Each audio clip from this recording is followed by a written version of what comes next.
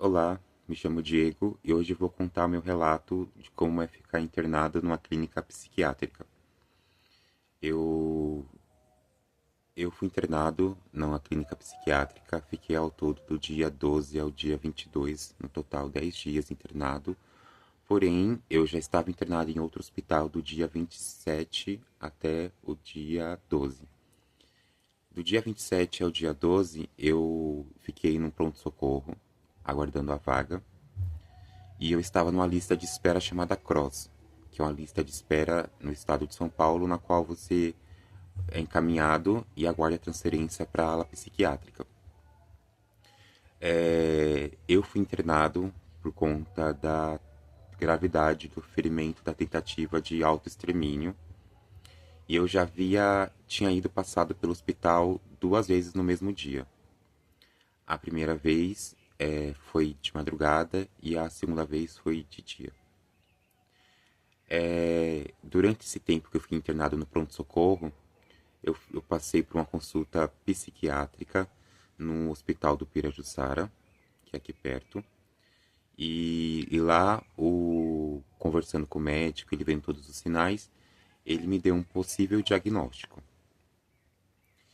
Depois de lá, eu fui encaminhar novamente para o pronto-socorro. E lá no aguardo, eu já fiz os usos dos medicamentos passados. Ah, foi um processo, foi uma espera demorada, porém no dia 11 saiu a minha vaga. No dia 11, porém, eu tinha que estar lá no pronto-socorro, no hospital psiquiátrico até as 3 da tarde, e que era em Cotia. Porém, quando chegou a notificação da vaga, já era 2 e pouco, então não teria tempo de eu chegar lá. E aí, passou pro, não sei se me recordo se foi o dia 11 ou o dia 12, que teve a tempestade aqui em São Paulo. Aconteceram uma tempestade imensa. Eu estava no estacionamento do pronto-socorro fumando, no estacionamento de enfermeiros, bem na hora da chuva, do vendaval. E chegou do nada de uma vez.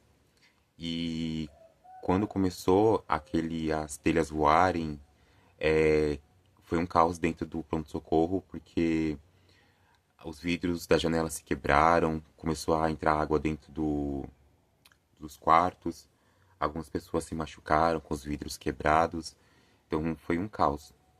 Porém, no meio do caos, chegou a assistente social e me informou que minha vaga havia saído novamente para o mesmo local e que eles estariam no aguardo para mim no dia 12. Quando foi dia 12, a moça da ambulância veio me buscar e ela me levou até o Hospital Regional de Cotia, porque lá tinha uma área específica para psiquiatria, então foi para lá que fui designado. A ideia principal e o que minha mãe queria é que que eu fosse transferido para o Hospital do Pirajussara, porque lá também tem a ala psiquiátrica. Mas eu não fui, não acabou acabou não acontecendo. Porém, quando eu cheguei lá na ala, no hospital de Cotia, a, a moça do SAMU me falou, né, que lá era um hospital muito bom e que lá era bem melhor, que lá eu seria muito bem tratado. A princípio, no trajeto, eu já estava muito nervoso, porque eu nunca tinha sido internado no hospital psiquiátrico. Então, me passava várias coisas pela cabeça. A, Aquelas coisas dos filmes, né? Eu achei que eu ia ficar dopado o tempo inteiro, que poderia ser amarrado, algo do tipo. E quando chegou lá foi completamente diferente. Já na recepção, a enfermeira-chefe me pegou meu braço, já começou a conversar comigo. E aí ela me encaminhou até a sala da psiquiatra. Ela também conversou comigo e ela fez meio que uma entrevista de admissão. E a partir disso ela aprovou que eu fosse internado, assim como o psiquiatra anterior que havia me atendido no Hospital Pera de Sara, ele também falou que eu precisava de uma internação, porque eu estava numa fase. Agora que eu sei meu diagnóstico, eu estava numa fase de mania muito grande, eu estava Eu podia ser um risco para mim mesmo. Então, ela me aceitou. E aí, quando eu cheguei lá, a moça apresentou todos os ambientes, né? Mostrou para mim, para minha mãe, como que era, as acomodações. Eu consegui ver que tinha poucas pessoas lá. E no total lá só ficam 10 pessoas, 4 homens e 6 mulheres. Então não era muito grande como eu imaginaria que seria. E a partir disso eu tive que deixar todas as minhas coisas. Não era permitido celular. Eu não podia levar nada que fosse meu para lá. Eu tinha que usar um uniforme de lá. E eu até falava com o pessoal, depois que eu fiz amizade, que parecia que a gente era roupa de presidiário. A gente até dava risada com isso, por conta até das regras, porque tudo que entrava lá tinha que passar por uma revista, porque não podia nada que fosse um risco para os pacientes. Por exemplo, para mulheres não podia levar sutiã, não podia levar meia de cano longo, tinha que ser soquete. Tudo era pente sem ponta. Até os livros que a gente lia, que minha mãe levou uns pra mim, tinha que passar primeiro pela psicóloga e depois pela psiquiatra para ver se era aprovado a leitura do livro. Que não podia ser nenhum livro que induzisse a qualquer outro tipo de pensamento ruim. E para passar o tempo lá tinha televisão com canais abertos, mas dependendo do programa a gente não poderia assistir, como programa de jornal sensacionalista. E tinha YouTube. O YouTube também a gente podia escutar música, assistir qualquer desenho, qualquer outra coisa, mas também não podia ser conteúdo impróprio.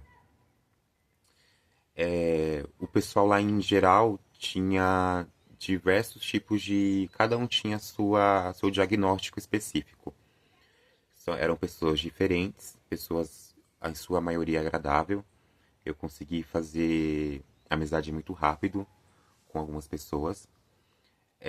A primeira coisa que me fez ficar um pouco, que eu não gostei muito, foi o fato do cigarro. Eu sou fumante e lá cigarro não era permitido entrar. Porém, eles forneciam cigarro, porém eles só forneciam 5 cigarros por dia.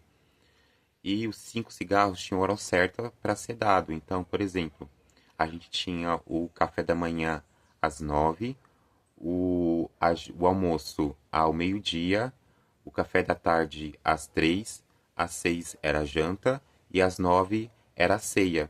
E depois de cada refeição, a gente podia fumar um cigarro, no total 5 cigarros por dia. E para quem era fumante, que fumava muito, era muito ruim, porque algumas pessoas ficavam com a abstinência do cigarro. Inclusive, uma colega minha, ela ficou com muita abstinência do cigarro. E para ela, eles deram aquela pastilha de nicotina para ver se amenizava. No meu caso, eu cheguei a pedir as pastilhas, porque, como são pessoas diversas, querendo ou não, um ou outro acaba te irritando. Então, nesse momento de irritabilidade, eu pedi essas gomas, mas para mim não fazia muito efeito. Não é a mesma coisa. Só satisfazia o fato de mastigar, mas a sensação do cigarro ela não vinha. Então acabou que nem para mim era ficava elas por elas. Mas essa questão do cigarro para mim foi complicado.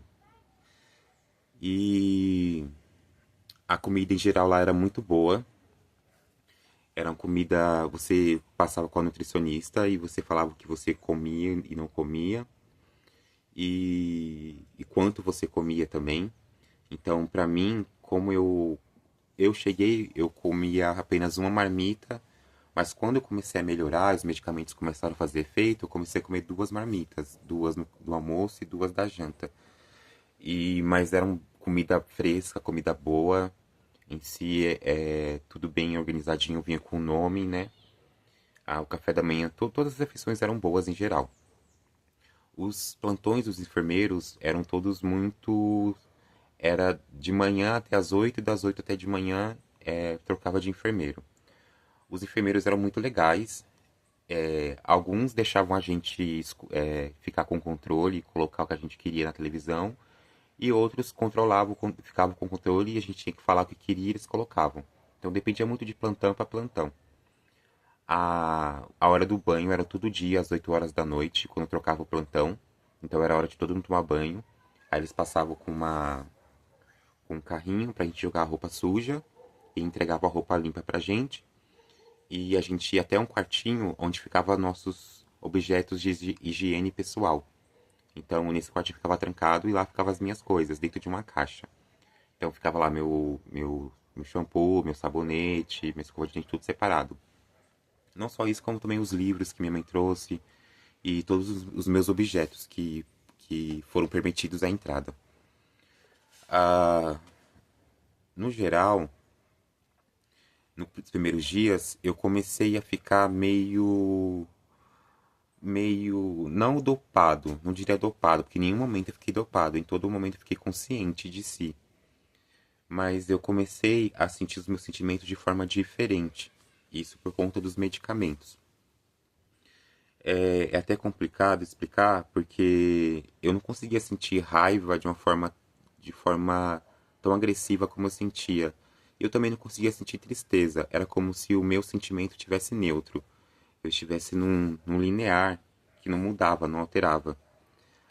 No começo foi estranho. Agora que eu já estou com mais de um mês de tratamento, de medicamento, eu já consigo ter uma ideia do que eu sinto e me acostumei já com um novo. É como se fosse um novo modo de sentir as coisas, né? Durante todos os dias eu tinha consulta com psiquiatras diferentes, né? Cada um com seu ponto de vista, cada um com sua forma de falar e de diagnosticar, né? Então isso foi muito bom para mim, porque depois que eu entendi, depois que eu recebi um diagnóstico e entendi o que eu sentia, que não era coisa da minha cabeça. Quando eu queria ajuda, ou eu falava, olha, isso tá errado, isso não sou eu. Então agora que eu entendo que eu tenho um diagnóstico, eu consigo compreender que eu preciso me tratar, que eu preciso me cuidar.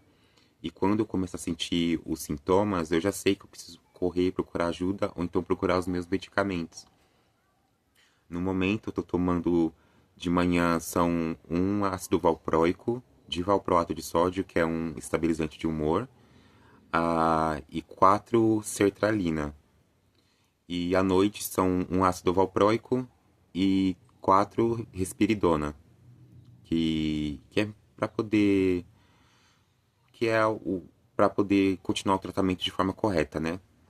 Desculpe se eu estou gaguejando, mas é que é tanta coisa na cabeça que às vezes some. Mas isso aqui é tudo só para um mês de tratamento. Quando eu saí de lá, eu fiz amizades muito legais, pessoas com diversos tipos de diagnósticos diferentes, pessoas com histórias diferentes. E quando você encontra pessoas que estão passando pela mesma situação que você entende que você não é o único que está sentindo isso. E antes eu tinha vergonha do que eu sentia ou das minhas atitudes ruins, mas agora que eu entendo do o que eu tenho um diagnóstico correto, eu me sinto mais, como posso explicar, mais tranquilo em saber o que eu tenho e o que eu posso tratar. Não me sinto envergonhado daquilo que eu tenho. Eu só me sinto mais preparado e não mais com medo do que eu tenho. Porque antes eu tinha medo do que eu podia fazer comigo mesmo. E isso e até medo de ferir os outros também. E agora que eu sei, eu consigo compreender muito mais do que querer sumir. Então, se você está passando por algo difícil, procure ajuda de alguma forma. Mesmo se ninguém quiser te ajudar, ou você se sentir sozinho, vá para procure alguma forma, por exemplo, de ajuda. Eu recebi alta no dia 22 e agora eu fui transferido para o CAPS. Então no CAPS eu consigo, já passei por uma avaliação com um novo psiquiatra. ele já conversou comigo, também é uma junta de psiquiatras que faz acompanhamento.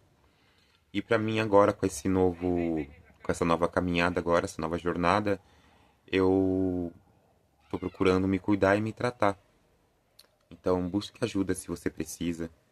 Vá num CAPS, vá num pronto-socorro, vá em algum lugar que você pode encontrar ajuda.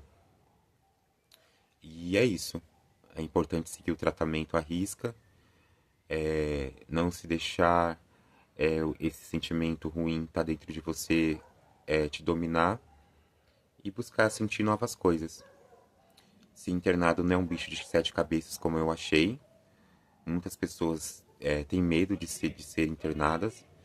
E, e para mim, esses dias que eu fiquei lá sem nenhuma comunicação com o mundo externo, para mim foi muita, muito pensamento, foi muita reflexão sobre a vida, sobre as coisas, sobre as pessoas.